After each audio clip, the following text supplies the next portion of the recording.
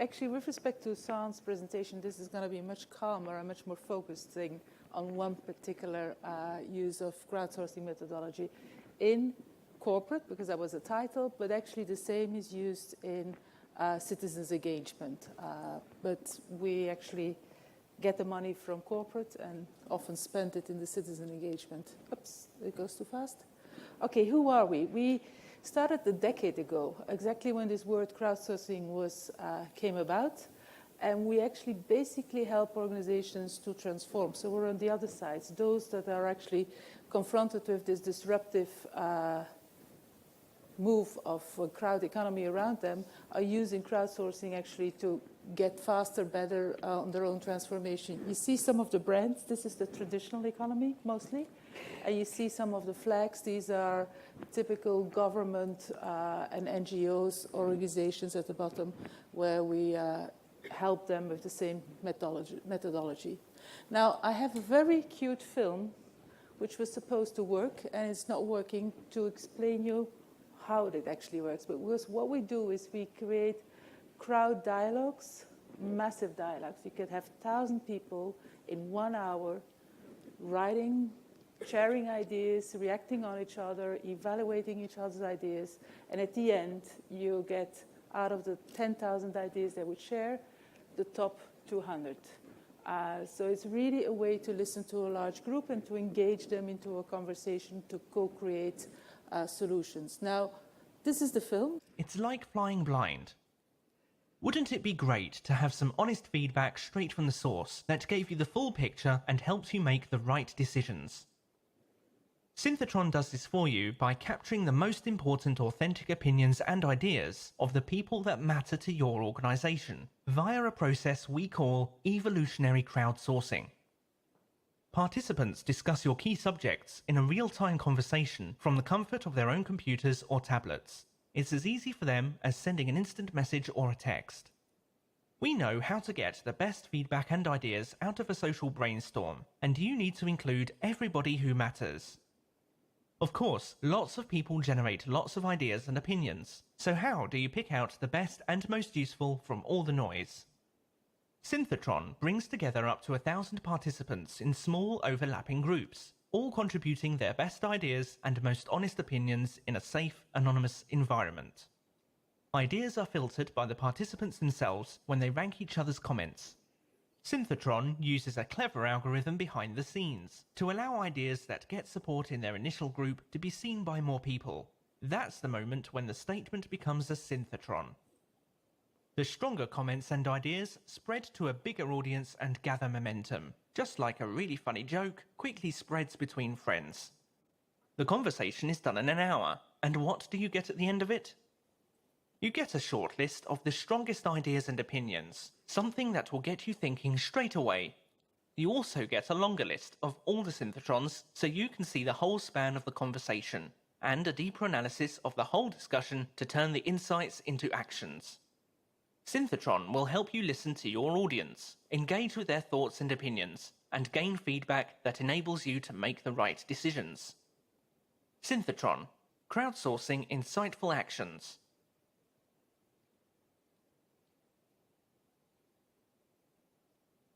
So it basically explained to you how we do this. How can you actually have a dialogue with such a large group?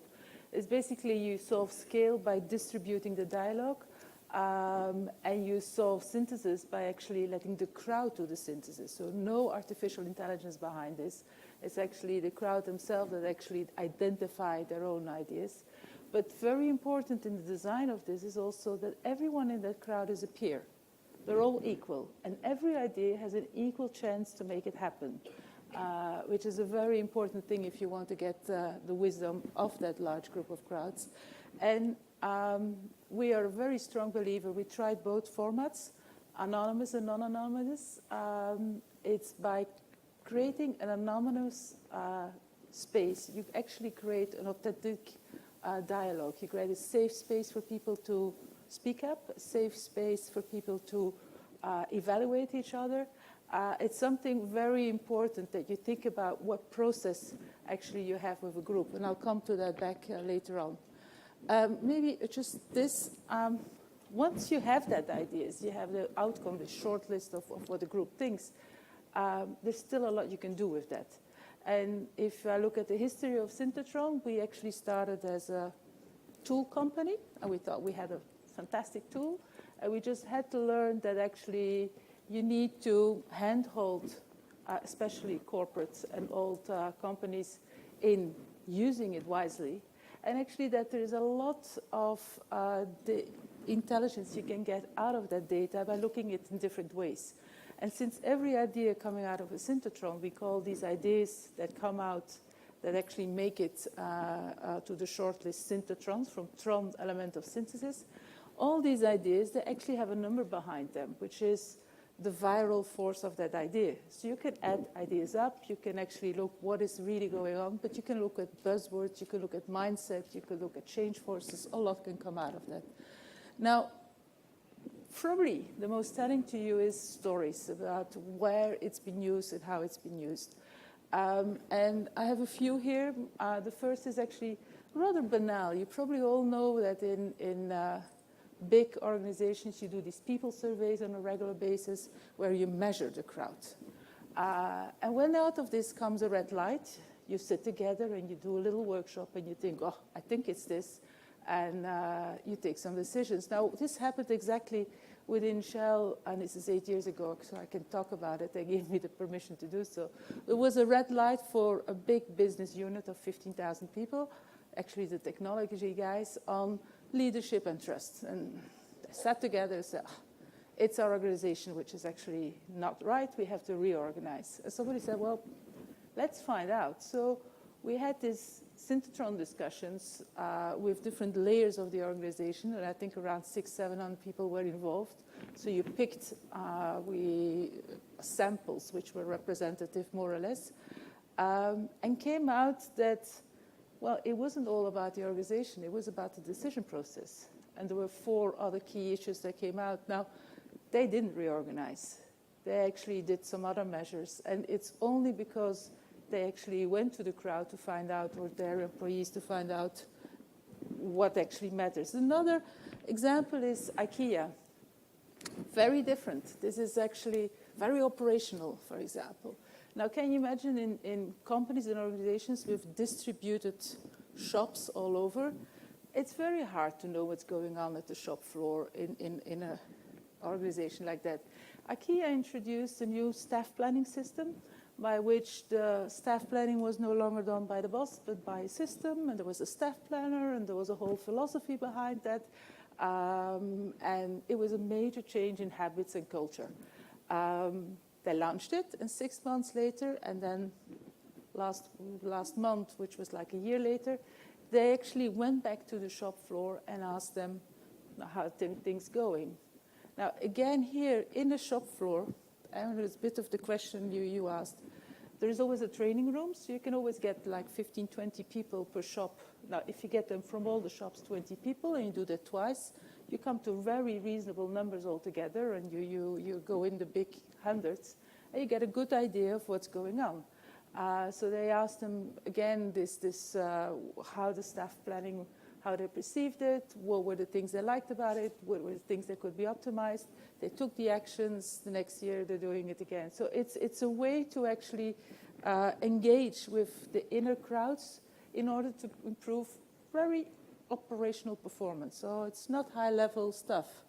This is high-level stuff. This is actually, RWE is, I don't know whether you know it, it's one of the 5 biggest energy players in Europe. It's a German headquarters, but it's actually market leader or number 2 or 3 in many countries like Belgium, Netherlands, UK, I think even in Czechoslovakia, Poland, they are, Switzerland, they even have an office here in Singapore. So they're not a small company, they're a very big company. Now what happened in Germany is that the German government decided that nuclear was out from one day to the other. And they had a very heavy nuclear base in their production.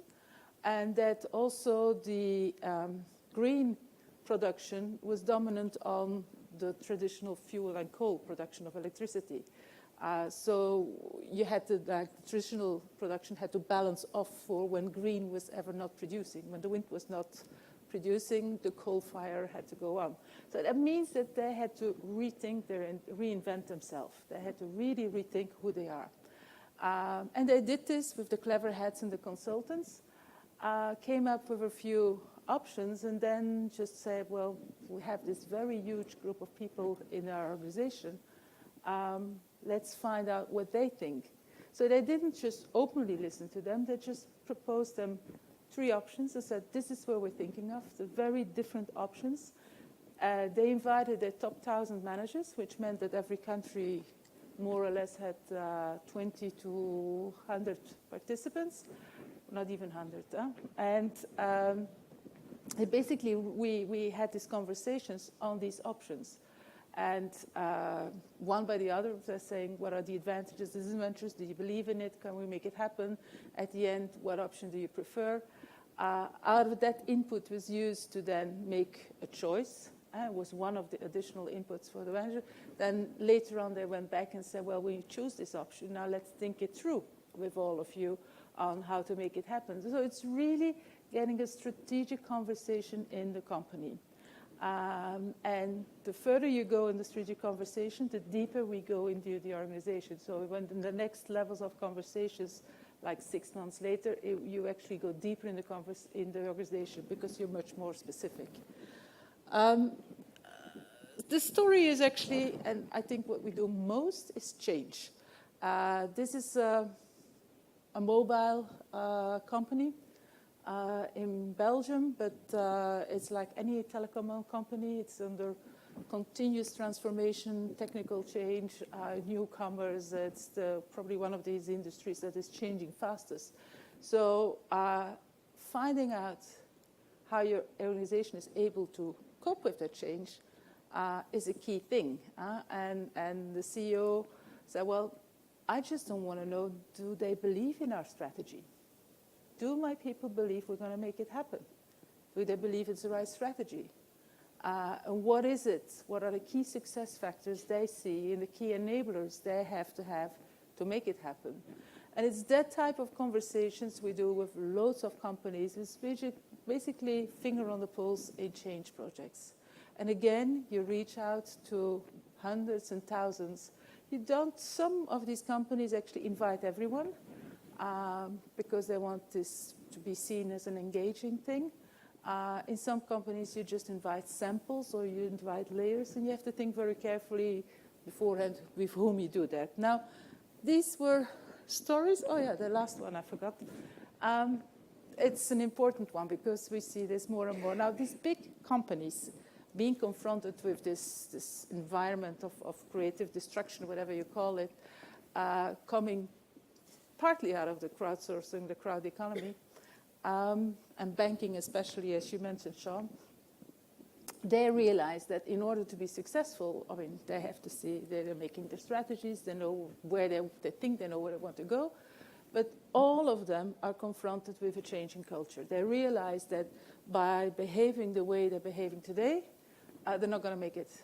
And so they're all looking at a culture change. Now, culture change is something where you have then some of these top managers sitting together and they think, well, this is the values we're going to have for the future. Now, it doesn't work like that. It's something which is like a top-down, bottom-up equilibrium you have to. And in BNP, for example, they had these discussions with the top 100. They identified 5 key breakthrough areas where they said, that's how we're going to change in behavior. These are the 5 areas.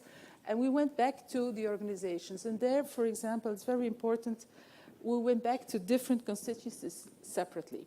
You listen to the high potentials differently than your top managers, differently than your middle managers, differently than the guys out there on the retail floor. They all have a different context, a different environment, different aspirations. And it's important to know where the differences are and what they have in common. Now, we did this. I think it was 3,000 or 5,000 people. Well, it was 3,500 people that actually were involved in this crowdsource exercise. End to end, this is 1 month. They decided it. They're a regular customer, so we know them well. They know us well.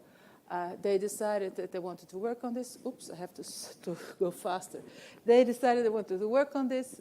They involved the crowd, and they just got the results. I just realized I have to go much faster, so I'll go to my 7 lessons learned. We've done this now for a decade. We've done loads of companies, and each time it's still a learning process. But there are some key learnings. One of them is that crowds are actually positive.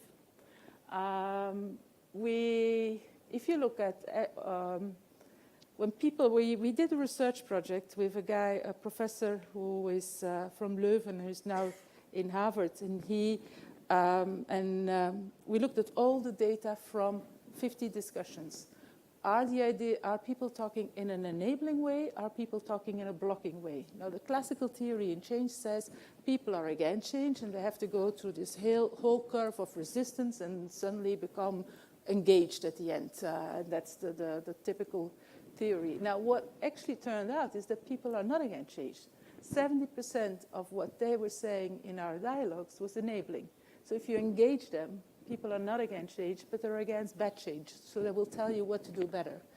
The other thing is people if you listen especially in big organizations, it's all about consistency. It's consistency in this transformation between the rationale of the transformation, the emotion, the heart of the transformation, the behaviors that you see, the role modeling that they see, and the practicalities of the transformations, the capabilities, whatever they have. So consistency, a crowd is very tough on consistency.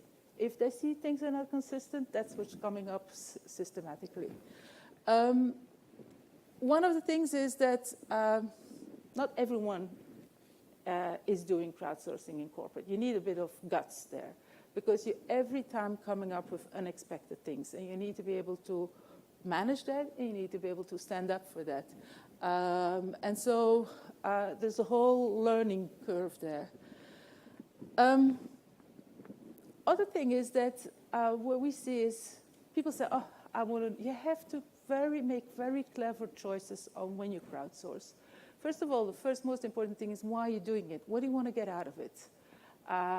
What do you want to source? What is valuable? Then who is the crowd that has that information? Not everyone can give you that information. You have to think about that. And then what are you doing with that crowd? Because when you crowdsource, you're actually having impact. And you have to think very cleverly on that. And are you willing to follow up? Now, engagement is key, and I think I talked about it before. One of the things which is very important, crowds are very sensitive on that, is respect. If you don't want to respect, if you consider people objects, don't crowdsource. If you consider people subjects that actually are making your transformation happen, yes, crowdsource. It's a very important thing. There's many pitfalls. At the moment, I think there are thousands of management books on the stupidities and the pitfalls, and psychology and economy and management all came together, and we now know when people can be dumb, and it can happen. So you have to actually very cleverly organize that. You can create dumb crowds. And one of the graphs there is that if people do not have knowledge or experience in which they can meet each other, it's not going to happen. And in crowdsourcing, you actually give the other parts of your in the Synthetron, you give each other the right to evaluate ideas. Now, if they're not competent, it will not generate. It will generate the lowest common denominator, and that's not what you want. You want the highest common insight. Crowdsourcing is a new competence. Sean talked about it. It's not about the platform. It's really a skill that needs to be developed. You see, managers have very clear mind on questions, and they're closed questions. They want the yes and no answer. That's not where the value is. The value is actually in the dialogue and finding out where the nuances are. And as I said before, to us, anonymity is a very important thing. And very last, crowdsourcing is not about decision-making. Crowdsourcing is an input. And crowdsourcing, be it in citizens and government, be it in organizations, it's not a decision-making tool. It's an input tool. And it's an engagement tool. And for some people, engagement is more important. And for others, the input is more important. And you have to think about where the value is. These speak for itself, the do's and don'ts. Don't get it wrong. Be careful on that. The other side of the coin is actually get it right, and it's a bit of a mirror picture, this. Very important in there is follow-up. If you crowdsource and you're not following up, next time the crowd is not going to turn up. If you crowdsource, respect, the follow-up could just be a thank you. And the follow-up could be a very sharing of all the data to the one extreme. But the follow-up should somewhere be a recognition, at least. This I'm going to skip it all because this is just to say it's complex to get it right. And that's, I guess, just in time. Thank you for giving me. So that's my experience and my input to you guys on crowdsourcing in corporate. And in actually government is doing it the same way. The learnings are a bit different if you do it with citizens. But that's.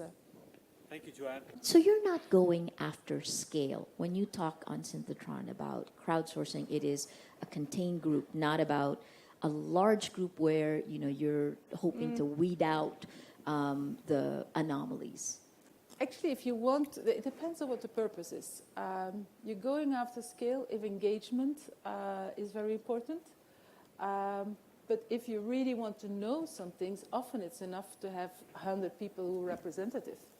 And so it's a balancing act for managers, and even for politicians. The number is very sexy. Yeah, so they all go for 1,000. And I must say, we have had very few clients who actually managed to get 1,000 people in 1 hour present, even citizens.